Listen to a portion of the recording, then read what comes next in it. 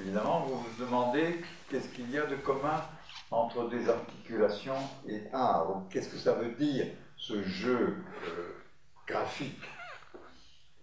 En fait, c'est un jeu, bien sûr c'est un jeu, mais c'est un jeu tout à fait sérieux, parce que c'est un jeu avec la signification originelle du mot art.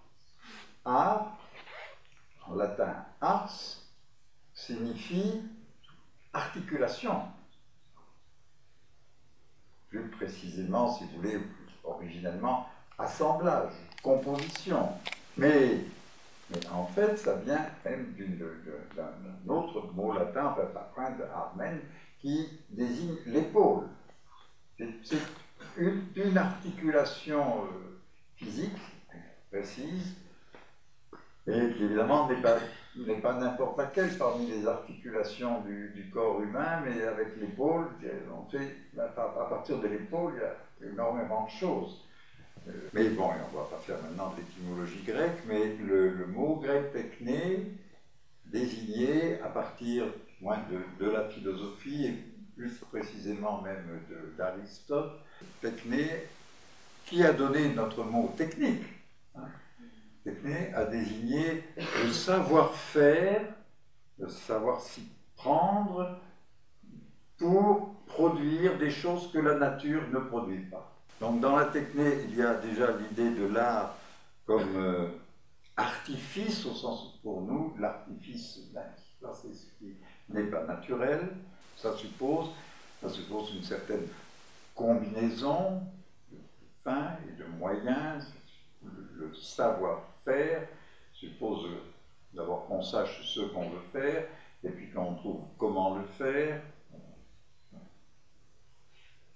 Or, c'est cette séquence, savoir-faire hors de la nature, et ensuite articulation, comment faire fonctionner quelque chose, qui, beaucoup plus tard, monsieur, nous a donné ce que nous appelons l'art.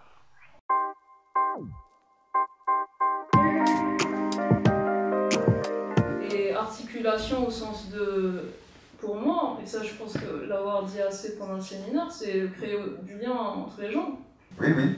L'art a toujours été un ensemble de formes qui font lien, qui font communication non linguistique ou outre-linguistique, comme on peut dire de la poésie en particulier, entre les membres d'un groupe, d'une société.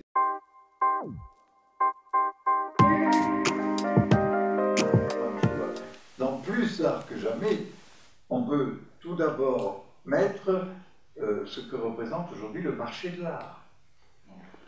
Il y a, le marché de l'art a atteint, peut-être qu'il a atteint d'ailleurs, peut-être que ça va changer, mais le marché de l'art a atteint un point de quantité, simplement, de quantité d'argent, de sommes représentées, et les œuvres d'art sont devenues une marchandise particulièrement prisée, au sens propre du mot prisé, c'est-à-dire ayant du prix, et il y a beaucoup d'œuvres d'art qui ne sont pas du tout rendues à leur fonction d'œuvre d'art, qui est forcément justement de faire lien, c'est-à-dire d'être montrées d'une manière ou d'une autre, que ce soit dans des musées, dans des expositions, dans des concerts, mais qui sont dans des banques, dans des coffres de banque, où ils attendent sagement, patiemment, d'avoir gagné suffisamment de valeur pour être revendu. Le marché de l'art, on peut dire, c'est justement la désarticulation et la dissolution de l'art dans marchandise. Hein. Pour reprendre le mot de Marx, le mot de situationniste. Et la marchandise, ça veut dire ce que Marx appelle l'équivalence générale. Et l'équivalence générale, le mot dit très bien ce qu'il dit, c'est équivalent. Ça, tout peut être ramené à la même valeur, c'est-à-dire à la valeur de l'argent. Ça vaut tant de dollars, ça vaut tant de dirhams, ça vaut tant d'euros, ça vaut... Bon. Donc, l'œuvre d'art, en tant que valeur marchande, c'est la même chose qu'un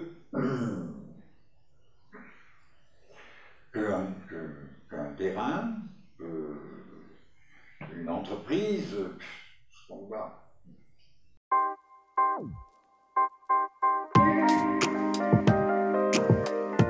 Si l'art a toujours et le plus souvent, pendant le plus longtemps, été lié à la religion, ce n'était pas simplement par religion. Parce que d'abord, il faudrait dire que la religion, du moins la religion telle que nous la connaissons, c'est-à-dire dans notre tradition de ce qu'on appelle le monothéisme occidental, cette religion, elle a aussi un côté, une face par laquelle tendanciellement elle écarte l'art.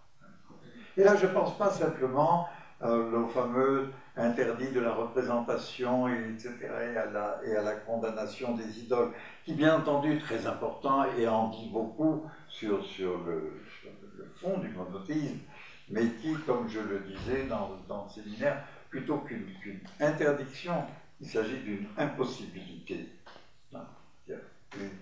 Il est moins interdit de représenter Dieu, je dirais, dans le monothéisme, que tout simplement que c'est impossible. Et c'est impossible parce qu'il n'y a rien à représenter.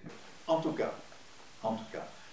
toujours et partout, on trouvera que dans les œuvres de culte, alors, voilà, il faut les appeler comme ça, dans les œuvres de culte, s'il y a de l'art, hein, et peut-être qu'il y a toujours plus ou moins de l'art, s'il y a de l'art, ça correspond à un geste qui est, lui, en soi, par soi, distinct du geste religieux.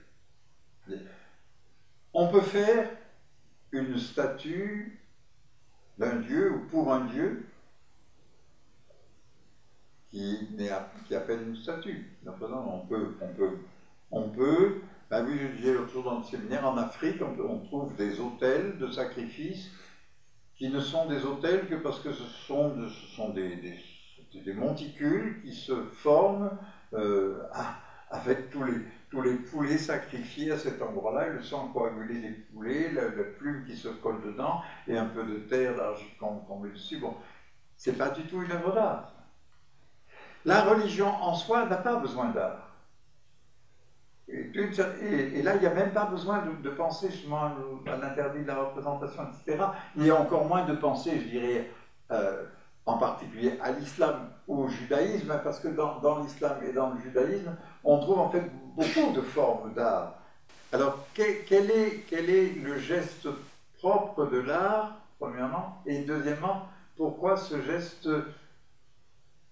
peut-il si bien aller avec la religion? Je crois d'abord, le geste propre de l'art, c'est un geste qui est sans finalité. Ça, c'est ce que je disais tout à l'heure de la Koutoubia. Elle a comme finalité un certain office religieux, le service de Dieu, si on veut. Mais ses proportions, sa décoration, ne sont... Bien entendu, on peut toujours dire que tout ça peut être renvoyé au service de Dieu, mais le service de Dieu n'en a pas par lui-même besoin.